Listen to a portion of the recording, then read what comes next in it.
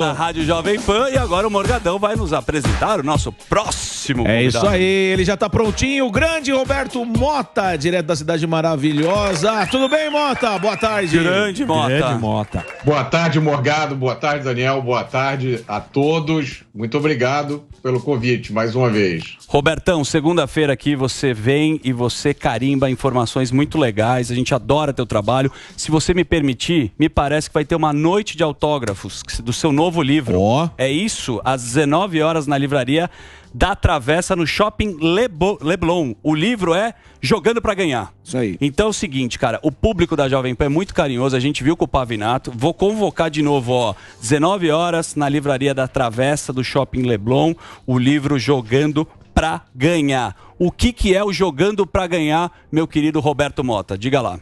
Daniel, muito obrigado pelo aviso. O Jogando pra Ganhar na verdade, tá aqui, é a segunda edição daquele que foi o meu primeiro livro. Ele foi lançado originalmente em 2018 e eu o reescrevi, diminuí o tamanho, atualizei. O Jogando pra Ganhar é fruto de reflexões e da minha passagem pela política. Vocês sabem, muita gente não sabe, eu fui um dos criadores do Partido Novo, junto com o João Amoedo. Então, nessa caminhada, eu aprendi muita coisa, estudei muita coisa e coloquei tudo isso no Jogando para Ganhar. A parte principal são os 2 capítulos iniciais. Um fala de um trabalho de um ideólogo de esquerda americano chamado Saul Alinsky. O Saul Alinsky é o mentor da nova geração da esquerda americana, inclusive da turma do Obama, da Hillary.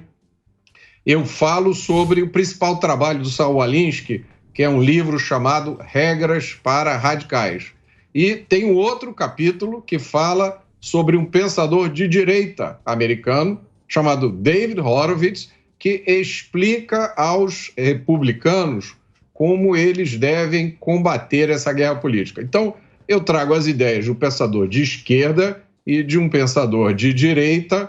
São livros que não estão, até onde eu sei, disponíveis ainda em português. Essa é a parte mais legal do livro, tem muita dica boa para quem entra na política. Ô Mota, então é o seguinte, na vida você precisa ler os 2 livros, os 2 lados, e escutar as opiniões para aprender. É o que você faz com uma sinopse nesse Jogando para Ganhar. A gente vai fazer um break rapidinho, você fica com a gente aqui na Jovem Pan, e daqui a pouco tem mais Roberto Mota. Daqui a pouco nós temos aqui um grande convidado também, que vai falar do direito do consumidor, vai falar da história do 1, 2, 3, PIN, né? Tem um problema das passagens, que é o Celso Russomano. Então a gente vai pro break, daqui a pouco a gente está de volta aqui na Jovem Pan. Estamos de volta. O seguinte, a gente tem uma companhia aqui de um grande economista que adora o programa, adora você, e ele faz as perguntas mais inteligentes que as nossas, que é o querido Alan Gani. Por favor, pode falar com o Mota aí que você já tem intimidade. Grande Mota, prazer falar contigo novamente, fiz alguns pingos contigo, né, com você. Ô Mota, deixa eu te fazer uma pergunta. Tem uma notícia hoje dizendo que o STF está formando maioria para acabar com a remoção compulsória de mendigos na rua.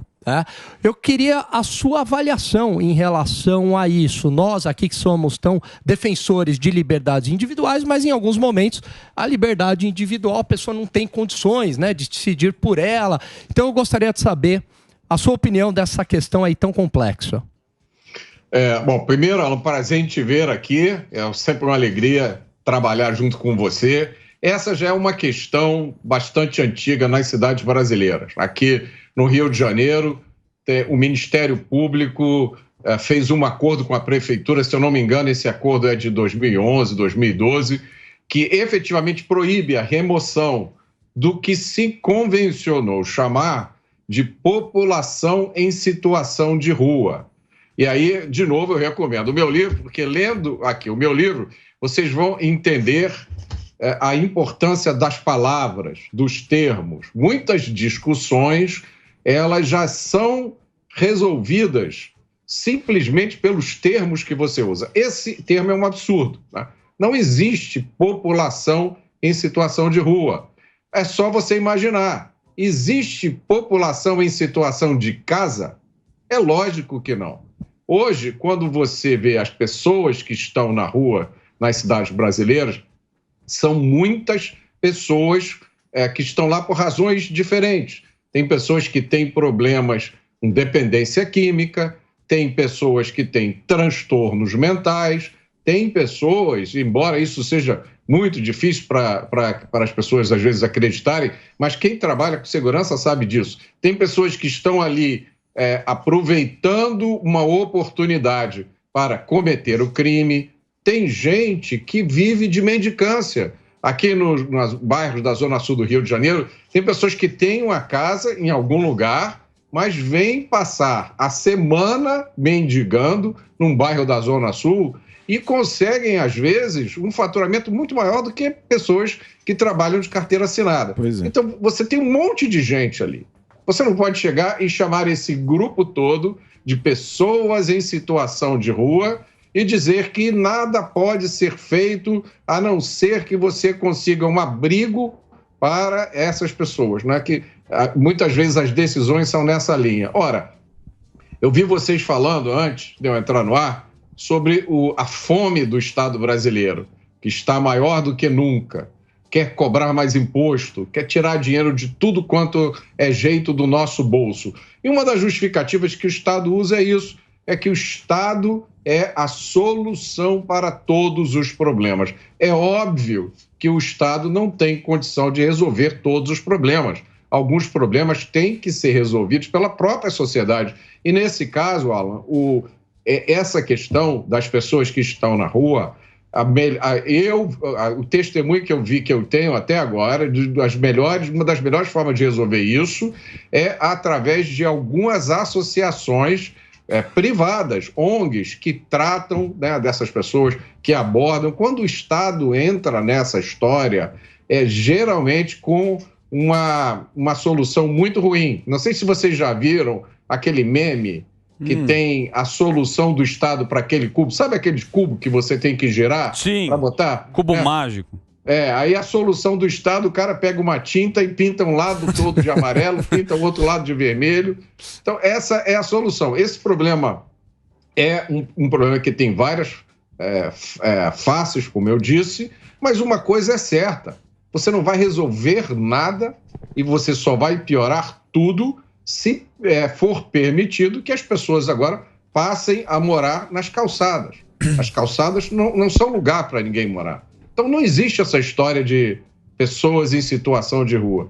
Existe um grupo composto de vários tipos de pessoas que estão lá por razões diferentes e a resposta que você vai dar para uma pessoa que é dependente química não é a mesma resposta que você vai dar para uma pessoa que está ali porque pede esmola e aquilo dá um dinheiro bom para ela. Tá certo. Ô Mota, falando no Estado, né? O Estado, e nessa solução que ele encontra para o cubo mágico, tem a solução para gasolina, né? Que teve o reajuste da gasolina. E não é só o aumento da gasolina, né, Mota? E implica em outros aumentos também. Queria saber tua análise sobre isso. Esse outro exemplo é excelente, porque mostra o conflito no qual vive uma empresa como a Petrobras. Se ela dá lucro, qual é a missão de uma empresa? A missão de uma empresa é dar lucro e remunerar os seus acionistas. Vale sempre lembrar que o maior acionista da Petrobras é o Estado. Mas quando a Petrobras tem muito lucro, as pessoas reclamam. Quando a Petrobras tem prejuízo, as pessoas reclamam. A melhor solução para a Petrobras é que ela fosse privatizada. Hoje a Petrobras responde pela maior parte do abastecimento de combustíveis. O que estava acontecendo?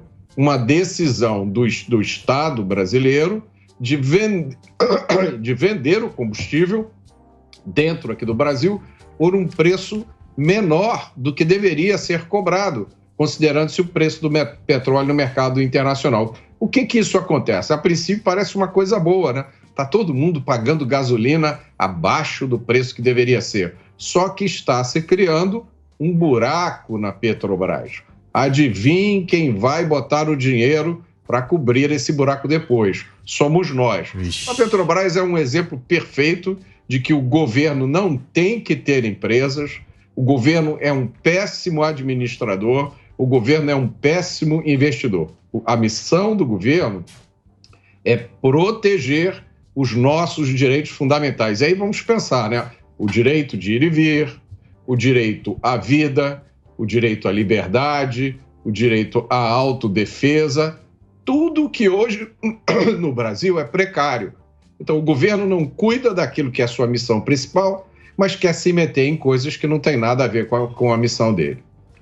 Muito bom. Vamos lá. O Gueré quer fazer uma pergunta para você. Vai lá, Fabião. Ô, Mota, tô sabendo aí que teremos a 15ª cúpula do BRICS. E eu queria saber o que vai sair daí com essa galera toda reunida, hein? O BRICS, na verdade, é uma sigla que foi criada por um economista do Banco de Investimentos Goldman Sachs em 2001. Esse economista escreveu lá um artigo falando sobre algumas economias que iriam crescer no futuro. Brasil, Rússia, Índia e China. E aí criou essa sigla, BRICS. E aí os políticos desses países, poxa, olha, por que a gente não começa a se reunir, esse grupo aqui?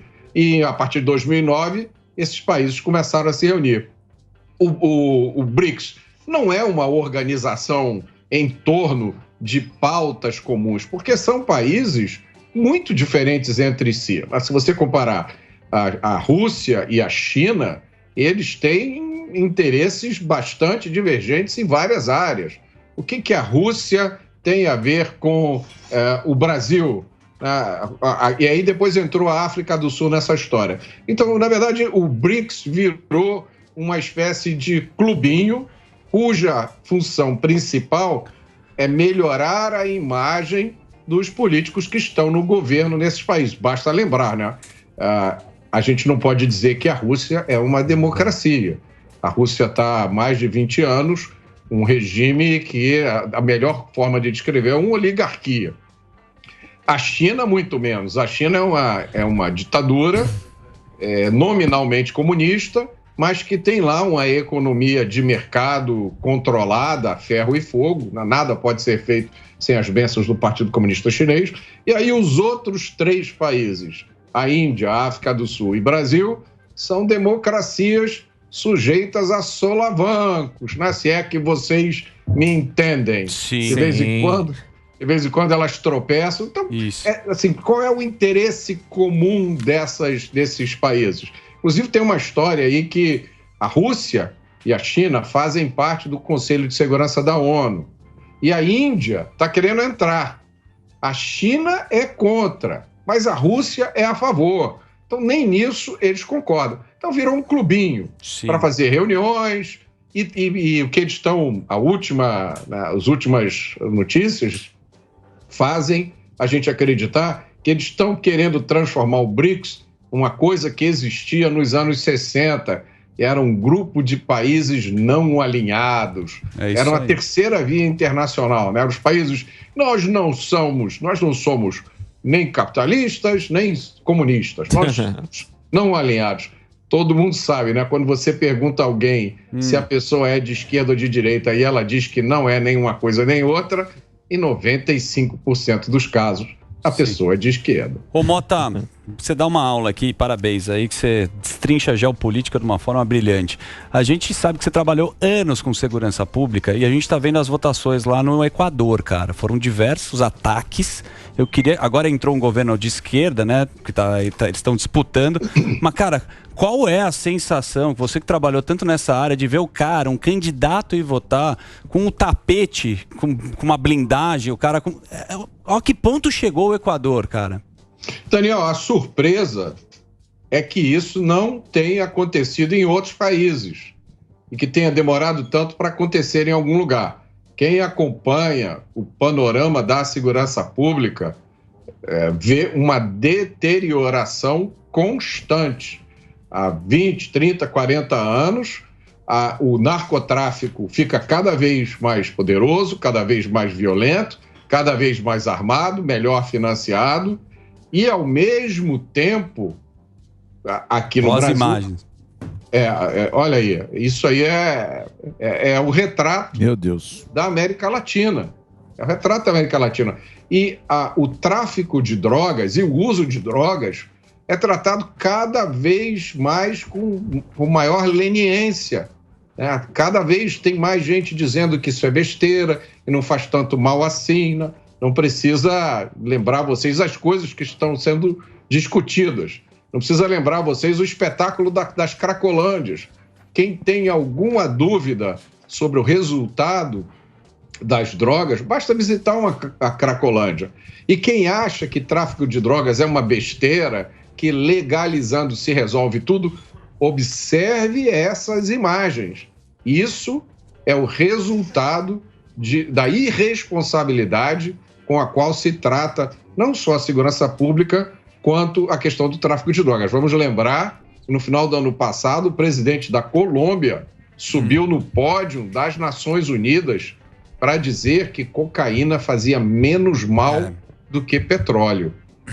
Exatamente. Mas, ô Mota, você acha que isso aí não vai ser não é a sina da América Latina? Porque a gente roda e sempre acaba nesse mesmo buraco. Você acha que isso vai ser... Esse é o retrato? Vai ser o retrato daqui para frente da América Latina? Eu não acho que isso é uma sina. Eu já fui mais pessimista em relação ao panorama de segurança pública, o panorama da liberdade de uma forma geral, da política de uma forma geral, mas eu testemunhei mudanças muito grandes nos últimos anos aqui no Brasil. No Brasil e em alguns outros locais da América Latina. Ideias que antigamente ninguém conhecia, hoje muita gente conhece. Eu sempre brinco, né, que eu tenho um instituto de pesquisas que é o Data Mota, porque eu ando para todo lugar e as pessoas vêm falar comigo, todo tipo de pessoas, de todas as origens, de todas as profissões, e eu vejo as pessoas hoje, muito também pelo fenômeno da internet, das redes sociais, do telefone celular, né? 20, 30 anos atrás, nada disso existia. As pessoas hoje têm acesso à informação e eu fico muito feliz em perceber a curiosidade intelectual que o brasileiro hoje tem, e eu digo a vocês, não existia 15 ou 20 anos atrás. Eu acho muito...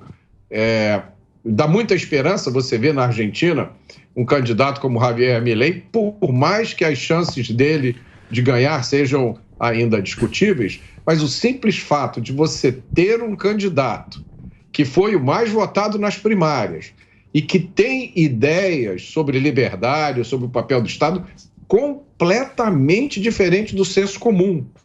Eu acho que isso é motivo de esperança. Boa. Mota, quero te agradecer profundamente aí, obrigado aí pelas informações. Sabe que é o @Roberto Mota oficial. E lembrando que noite de autógrafos às 19 horas na Livraria da Travessa, no Shopping Leblon, o livro Jogando pra Ganhar. Valeu, meu querido Roberto Mota.